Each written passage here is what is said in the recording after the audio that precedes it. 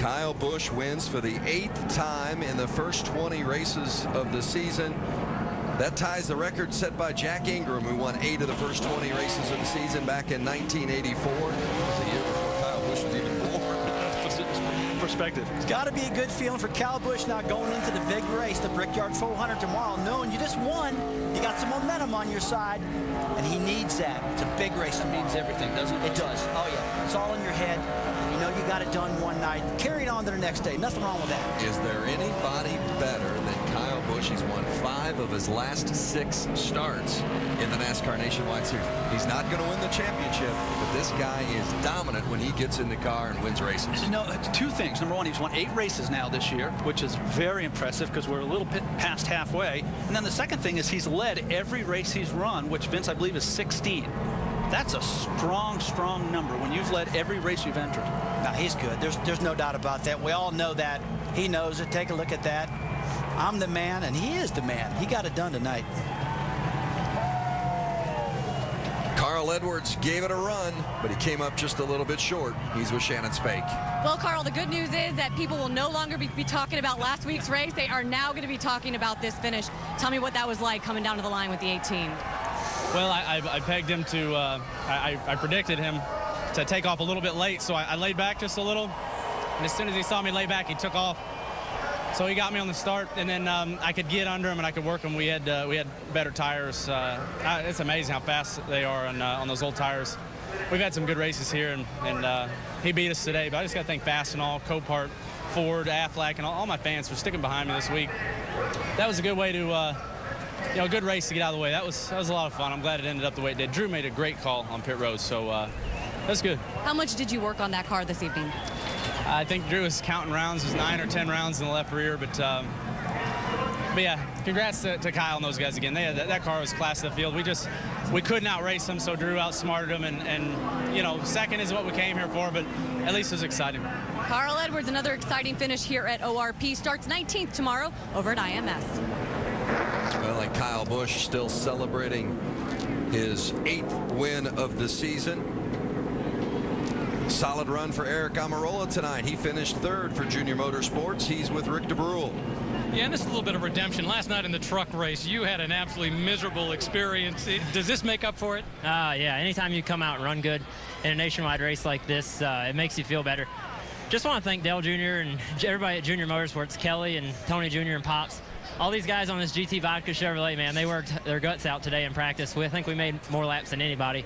Just working on it, trying to find the balance I wanted. It's a new team for me to work with, and I had a blast, man. These guys were a lot of fun to work with, so just want to thank them for the opportunity. GT Vodka, everybody that's on board this Chevy. It was a fun night, and can't wait to do it again. All right, not bad. 3rd place. 8th time this season in the NASCAR Nationwide Series that we've had a green-white checkered finish, and Kyle Busch has won 5 of those 8. He's at Victory Lane with Mike Massaro. Mike. And Kyle Busch trying to get rehydrated. It was awfully hot out there, finally climbing outside the car. Big smile on his face. And Kyle Busch back in Victory Lane at O'Reilly Raceway Park, his 3rd victory here.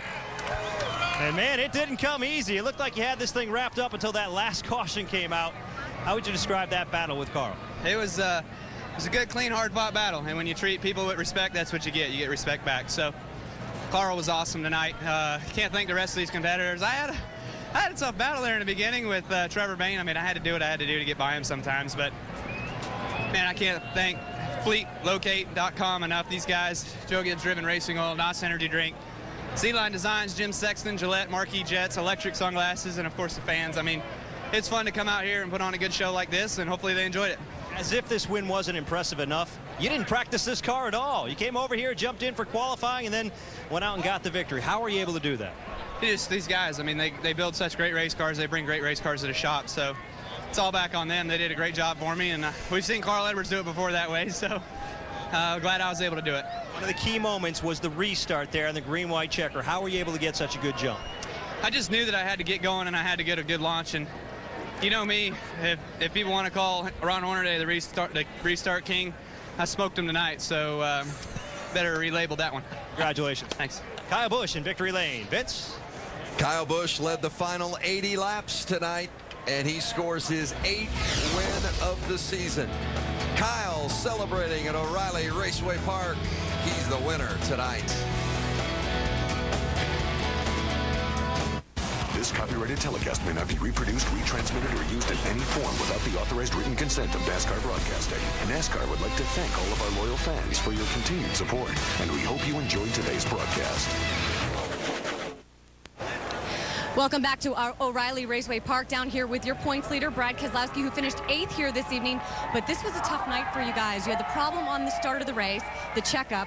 You had a clutch going down. Just walk me through your night, Brad. I just couldn't quite catch a break. We had a fast race car, all day today. And from qualifying, getting a bad draw, and to the start of the race, getting, tore up on some kind of brake check there. I'm not sure what happened. It just one of those days, but I'm still happy to take a solid finish away with our discount tire Dodge, and try to look on the bright side. And we had a strong run, got a great race car, just wasn't our night.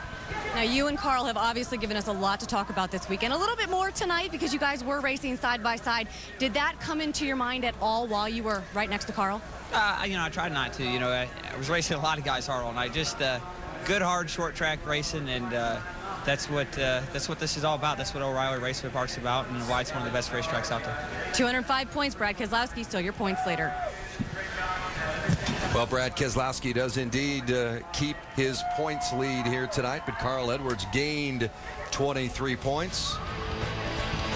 Ticket to the race, NASCAR.com/tickets. Look at those great events Man, coming I've got up. short tracks, road courses, everything. Speedways coming up, big races. Can't wait. We're going to be in Iowa next week. Can't wait for that one. Always good racing at Iowa Speedway.